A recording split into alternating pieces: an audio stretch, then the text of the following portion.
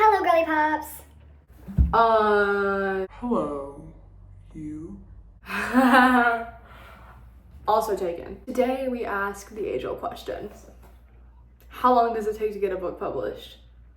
Let's talk about that. Hi, I'm Amanda Lauren and I wrote a book and so can you. Okay guys, this is so bad actually. Ow. I am filming in a bathtub. It's fine. Anyway, I don't know what I'm doing, but here's the YouTube channel. And if you're here for my snap, then welcome. You know the vibes. You already know the aura. You're already here.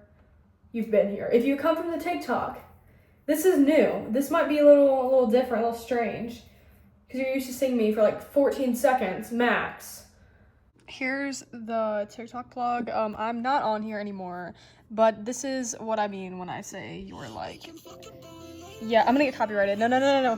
But yeah, you get the vibes.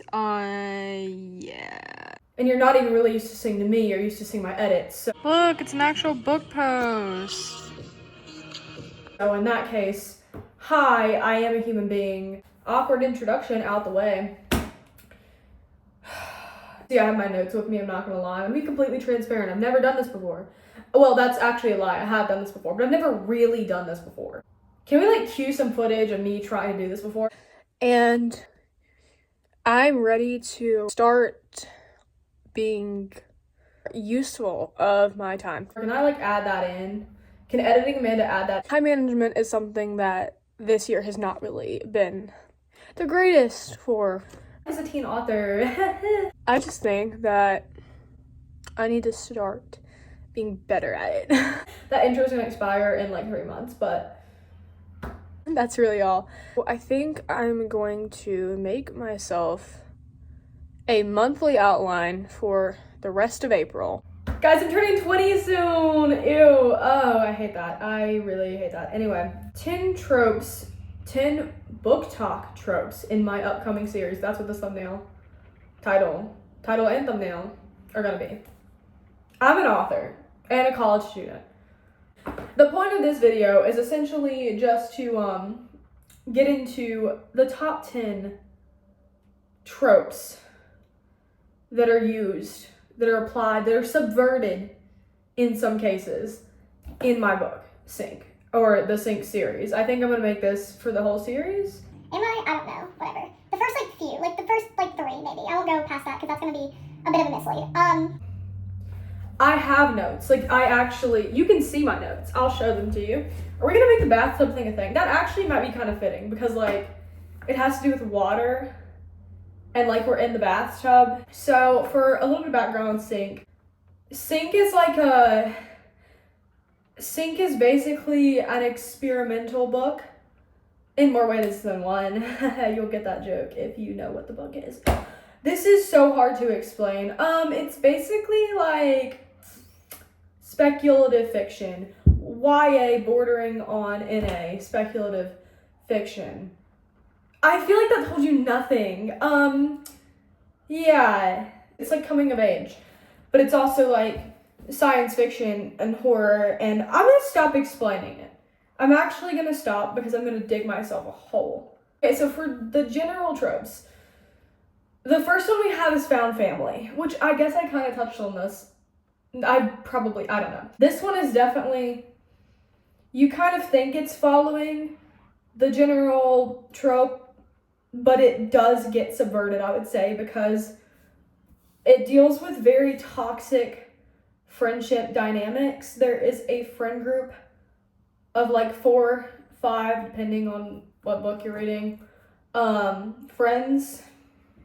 There's a lot with like interpersonal relationships. There's definitely found family vibes in Sync. That's kind of the premise. That's where the book starts, is with like the group, the crew, the gang, whatever you want to call it. We're gonna move on. Small town. I put this one down, but I don't really know if this actually constitutes. So Sync takes place in Palmetto, Florida, which to my understanding is a real place. However, I'm still a little skeptical on this because I've driven through like multiple palmettos and most of them aren't in Florida. Most of them are in South Carolina, which we can get into that in another video. like my influence, like of the beach coastal setting with this book. But anyway, small town, but like small coastal town that's sort of starting to develop into a micropolitan. Not cozy small town, that's not the vibe. I put down the past lives trope. I don't know if this is exactly a trope, but it's definitely like, sorry, the tree is screeching against the window. It's like really scary. Anyway, I don't know if this is exactly a trope per se. And I don't mean past lives as in like, okay, all the characters are like literally like the spiritual concept of past lives. Or like, past lives couldn't never hold us down. Yeah, that song. Actually, that song really does kind of work. Please don't copyright me for that. There's a split timeline in sync. There's summer and winter scenes. And that's more so what I mean, is you get to see character growth and maturity throughout that timeline. And it is a somewhat popular way to set up a book. I should have started this with this one. The sync is in part, stay with me, guys, stay with me, a Little Mermaid retelling. Now, I know there are like a generous amount of these.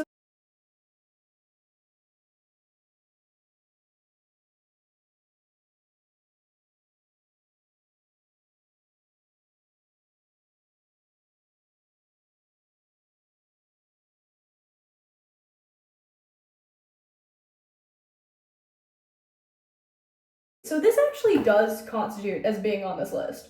I don't really want to expand on that because I think that that will kind of spoil everything. This retelling, this trope of a fairy tale retelling is absolutely subverted.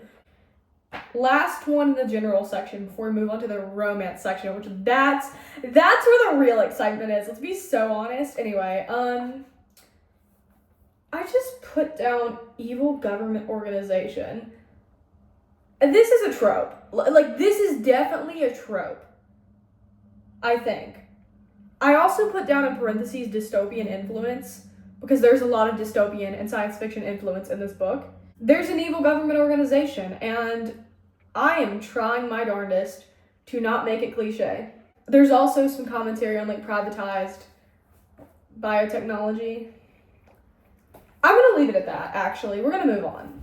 Can I like pause? Can I like pause and start recording again? How far back have I been there?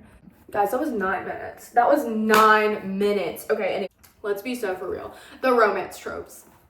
Let's just get right into it. So first of all, you know it, you love it. You're probably clicking on this video because of it.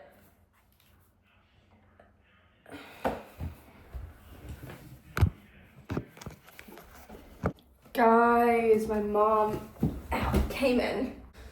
It was the way we were starting with like the best trope. Did I even say what it was? Anyway.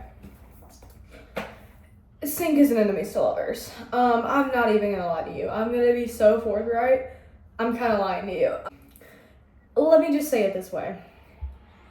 If you are a fan of slow burn, true enemies to lovers, I mean not just like not rivals to lovers, not like, oh, I hate you too, but like actually trying to kill each other, enemies to lovers. If you're a fan of friends to enemies to lovers, question mark, you will like Sync. The enemies to lovers is just completely out of the spectrum.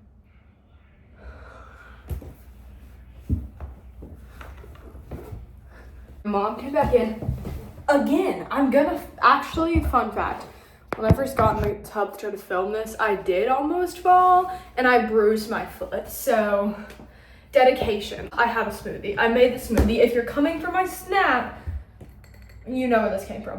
Am I being too like charismatic? Is this too much charisma for a writing video? Is this too mainstream YouTube? Let me know in the comments. Oh my gosh, this is perfect. This is gonna be my setup for the summer. I can like slowly decorate with stuff. This is great actually. I feel the need to defend the enemies to lovers here because it is so complex. And this is something that like, I'm not gonna spoil it, I'm not gonna say who ends up with who because it's kind of the point of the series. I'm talking Shatter Me enemies to lovers. I'm talking Vampire Diaries enemies to lovers. I'm talking. What am I talking? Why am I not thinking of any others? You get the idea. That's what I'm talking. We're moving on. If you have more questions, leave them in the comments and I'll see what I can answer. This one's gonna be controversial. There is a love triangle. Now hold on. I hesitate to even call this a love triangle because it's more of a love trapezoid. Absolutely subverts this trope. If there is one thing that I think Sync does well, it is the love triangle. This trope is incredibly divisive. It can either be done so well or so not well. And there's rarely something in between, unless it's just like a trashy love triangle that we all love, like, you know, in class, a cult classic. Twilight, look at you. Like, it's not a Twilight situation. It's not a Hunger Games situation. Which, listen, I love Hunger Games, and Twilight has a special place in my heart. But it's not like that. It's not even like Shatter Me, which you talk about Shatter Me for decades, and I love Shatter Me. This is no hate to Shatter Me, but it's not like any of those three. And there's a very distinctive reason as to why, but I'm not gonna really get into it yet, because that also might spoil something. Sync is very much a stream of consciousness style writing, so if you're into that type of a thing, the book might be for you. You don't have to like my book. Just subscribe. Just subscribe to the channel. Please, I'm begging you. Anyway. I have Forbidden Love down as the third one. I don't think it really subverts this trope. It's just, you'll understand when you understand. There's definitely some Forbidden Love vibes here. Morally gray love interest. More like morally gray every single character ever, but you know, that's a different topic of discussion. The main love interest is probably one of the most morally gray characters. I'm gonna leave it at that, actually. And then the last one I have written down is a bit of a doozy. But I wrote down Why Choose. This is kind of true, and this sort of ties in with the love triangle thing. I don't think Sync, the series, I don't think it really constitutes as a Why Choose. If you're into Why Choose romances, it has those vibes. And it's not a straight up romance either. That's another thing I need to disclose. Sync is not first and foremost a romance. It will feel like that at times. It's definitely very tension heavy and charged, and it will feel very romantic. Not romantic, but like the subplot will be very heavy. Very heavy. But it is, again, a work of speculative fiction, and so I don't think that the romance really dominates the series. Depending on what side of the love triangle you fall on, I think you will probably be satisfied. I can't guarantee that, obviously. Maybe you'll be devastated. But that's my own personal perspective on it. Sync is very niche. Yeah. My goal with Sync, one of my goals with Sync, and I think that this is sort of the main goal that I'm hinting at for this video, is to kind of mess around with genre fiction as far as like bridging books that are more keen on the art of the literature and the entertainment. I want something that is essentially both. If you like you'll like my book. That's really not that true, but like, if you like psychological things, psychological thrillers, like you might like my book. Okay. This is getting old for both of us, I'm pretty sure. But that's pretty much Sync. Yeah, comment any questions you have below. I know I've said that like 3 times, but like, seriously, feel free to. I will look and I will answer, or I'll try to. Like the video, please share it to your writer friends and your reader friends. Help support a local young author. I said local. I could totally not be local to you, but we can pretend. That's like all I have really prepared. Do we like the bathtub? Do we like the set? I like the set. Anyway, this is just, we're procrastinating the end now, guys. We're procrastinating the end. It's like at the end of the book where it just keeps drawing out, and you're like, Should have ended 50 pages ago. Yeah.